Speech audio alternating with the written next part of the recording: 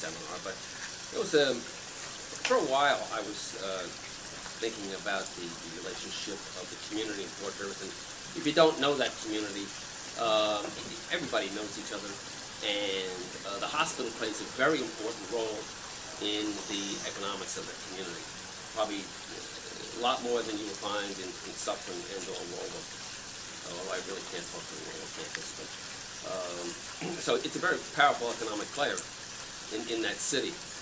So I thought that maybe we could let the business community, make them aware of this somehow. And not only just the business community, but the community as a whole. And use that as a way to get them involved in our plan giving, okay? And in gifts in general. So I sat down with Tracy, had a little conversation with her. That conversation led to Dr. Lundy. So she hooked me up with Dr. Lundy. I assume you all know Dr. Lundy. He's a cardio guy down in Suffolk. And we played golf last fall, and the conversation was, hey Doc, I hear you have a whole bunch of data on the finances and the impact that the hospital has on the communities that we operate in. And he said, yeah, I do. And I said, well, how'd you like to come up to Fort Jervis someday and put on a seminar for us? And so the committee that we organized got Jeff Reilly involved in it, and we came up. We had about 90 people there that night. We had the press there. It was pretty good. Yeah, it was a good turnout. We fed everybody so that they were all fat and happy, and Jeff let everybody know about the kind of things that were going on in the hospital, what we're doing now, what we had been in the past, and where we're going in the future. And then we had some finance people from the hospital as well that night. I don't recall the name of it. Melinda. Melinda, yeah. Our CFO. And then Dr. Lundy got up, and he had all his slides. And it was really a great presentation, talking about the impact that the hospital has on jobs in the community, the impact that the hospital has in overall economic position of the community, how much money it actually throws into the community, and how that is spent by the various businesses there. And then when that evening was over, we had a list of people. We had sent out invitations to the business community to attend that, as well as community leaders. So we had a lot of the business and community leaders there to attend that. And by the end of the night, we had a list of those people. And the next step in the process is to contact them and see if we can work on some of the things with them, like we were talking about this morning, approaching them and seeing if they want to become partners with the foundation and the hospital. I think that one interesting point in doing this was that it made them aware of how much they need the hospital. And we need them, but they need the hospital in that community, because without that hospital there, the economics of that community would be probably very unsustainable. And we do have a plan giving committee.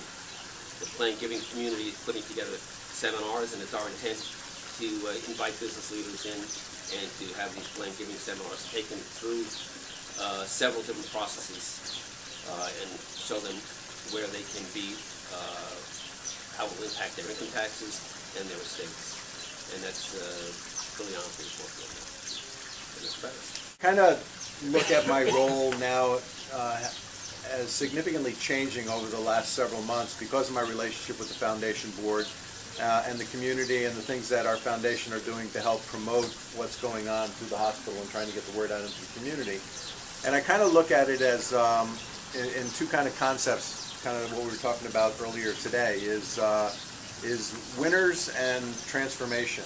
And I think that the message that I'm trying to send out there is kind of twofold. There's an interior message that I'm responsible for in our hospitals to try to drive the clinical transformation, to convince the physicians and the staff and the patients that we're the best. that we provide the best care, that we're doing the best in clinical transformation, that we are transforming the services that we provide to the community and convincing the people that are working in our organization that they're working for the best hospital in the area, that the services they provide are the best, that they are dedicated to transforming the care that they're providing at the bedside to the best care that can be provided. And then the second message is the message out into the community. And like anything else, you know, a basketball team that just won the national championship, you know, very probably sparsely known, but now everybody's going to want to have a hat, and everybody wants to affiliate with the winner. You know, they're going to go out and spend, you know, the company is going to make millions of dollars selling T-shirts and hats over the next 12 months because, you know, this team was a champion and the winner. And that's the kind of concept that I'm trying to drive home in our community, is that we are the best in our community. And through the support that we're getting from the foundation and from the community and from Bon Secours, we're able to invest in the best technology that's available. And I keep telling that message over and over in our community, is that you don't have to travel to New York City to get, you know, testing done. You have the best technology that's available in your own backyard. And through the clinical transformation things that are happening in the hospital, you also have the best quality of care in the community. It's just a step above everybody else. And if you look at the data, which really continues to amaze me, is that Bon Secours Community Hospital, out of the 3 hospitals in Charity right now, has the best clinical statistics out of all 3 hospitals. Their patient satisfaction scores are driving up to where they're very close to St. Anthony's. If you know Bon Secours Charity, St. Anthony's was always this gem hospital that had the best patient satisfaction, and now all of a sudden Bon Secours Community Hospital is like right on their doorstep. So how do I get that message out to the community about this great clinical transformation that has occurred and continuing, and the great investments that we've made in the technology at the hospital through support from the community and through support from the foundation and through Bon Secours? And so these sessions that I've been doing, where I get an opportunity to have that the business seminar and to go talk to the local Rotaries and any other organizations that'll tolerate me for 30 minutes bragging about how great we are, it sends a very clear message to the community that not only are we here to stay, that, you know, we have a long-term commitment to the community, but we're the best that they can get right here in their own backyard. And the part that amazes me is that as I've been doing this now for about 6-8 months, I guess, we've been going out in the community and talking, I'm actually starting to bump into people in the community that are telling the story back to me in the same words that I use to them. Talk from the corporate angle? Sure. I met Stacy and Tracy McLean at one of the golf tournaments back in 2009. And a discussion ensued about how we could strengthen the relationships that, you know, we have established, and maybe get to know a few more people throughout the hospital systems that are on the board. And that led to a meeting, and during the meeting they discussed some various ways that we could become a little bit more involved in the system, and sitting on the golf committees was one of the suggestions. So I began sitting on, I believe it was the Spring Classic first, and then the Fall Classic. And through the committee meetings, I got to meet a lot of the people that are involved in the hospital on a regular basis, which actually led to an introduction to John Bell. John Bell, as you all know, is assistant superintendent at the Port Jervis School District. Our firm happens to have a very solid portfolio in K-12 work. We're now working at the Port Jervis School District. We've completed 7 projects. We were also introduced to Dick McKeevy through Karen Dietz, who's no longer with Bon Secours, but we're also now working with him. So it's been a huge success story for us because we became involved, and as an extension, we're able to become more involved in the community, get to know more people, and really start to feel like a valued member and a trusted member of the community through word of mouth. So we view our relationship with Bon Secours as just a complete success, and a lot of that is attributed to Stacy and Tracy's strategies, and as a result, we've become more involved in fundraising and attending events and participating on more of an involved and engaged level. Yeah. Suzanne? Okay. Well, as I mentioned, I've only been with Provident Bank and really in the marketplace for 2 years, but one of the early relationships that I was brought into was with Bon Secours. And at Provident, we're a community bank, and community is one of our brand values, and we have a concerted effort to make sure that we're investing in the community. George Strait always says, as our CEO, that what's good for the community is good for Provident Bank. So it's a very important initiative for us to do that. And our relationship with Bon Secours is really for our brand, which is a strong, well-known brand in the marketplace. There's a great overlap in terms of geographic coverage. Our primary markets are in Rockland and Orange County. Of course, we're in Westchester as well. But so there's an overlap of working in the same community and serving the same customers with different needs. There's also the networking opportunities it gives for our senior leaders to be on the board, to participate in these events that you draw so many people to that are potentially other partners of ours or customers of ours or important members of the community. So in this way, we've been able to benefit from that connectivity and being such a visible part of what's going on. I know this predates me, and I'm not really, they don't really let me do the banking stuff. The customers, your money is safe. They don't let me touch it.